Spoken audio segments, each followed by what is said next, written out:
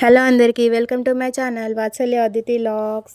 ఈరోజు నేను ఒక లంచ్ బాక్స్ రెసిపీ చూపిస్తున్నాను. ఇది వచ్చేసి టమాటా రైస్. ఇది నా స్టైల్ ఎలా చేస్తానో చూపిస్తున్నాను. ముందుగా అయితే రైస్ పెట్టేసుకున్నాను. ఇప్పుడైతే స్టవ్ ఆన్ చేసి బాండీ తీసేసుకొని దానిలో 2 టేబుల్ స్పూన్ ఆఫ్ ఆయిల్ వేసాను. తర్వాత జీలకర్ర, ఆవాలు, అలాగే కొంచెం కరివేపాకు వేసేసుకున్నాను. తర్వాత ఆనియన్, అలాగే కొంచెం పచ్చిమిర్చి. ఎందుకంటే నేను ఒకరికి సరిపడా క్వాంటిటీ చేస్తున్నాను కాబట్టి తక్కువగా తీసుకున్నాను. తర్వాత ఈ ఫ్రై అయిపోయాక కొంచెం అల్లం వెల్లుల్లి పేస్ట్, అలాగే 2 మీడియం సైజ్ టమాటాని చాప్ చేసి పెట్టుకొని అవి కూడా వేసుకున్నాను. తర్వాత బాగా కలుపుకున్న తర్వాతకి లిడ్ పెట్టేసుకోవాలండి. ఇది లిడ్ పెట్టేసుకొని అప్పుడప్పుడు కలుపుకుంటూ ఉండాలి. ఎందుకంటే ఆల్మోస్ట్ వాటర్ ఉంటుంది, ఏమీ కాదు, కలుపుకుంటూ ఉండాలి.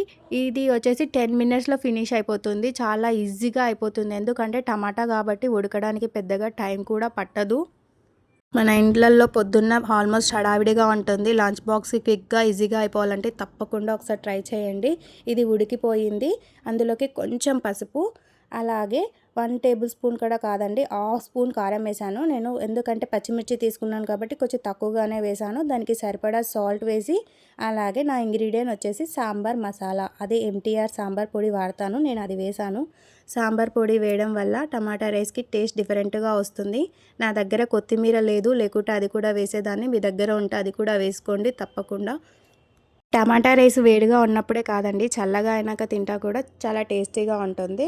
లంచ్ బాక్స్కి కదా, చల్లగా అయిపోతున్నా కూడా టేస్ట్ చాలా బాగుంటుంది. తప్పకుండా ట్రై చేయండి. ఇది ఉడికిపోయింది.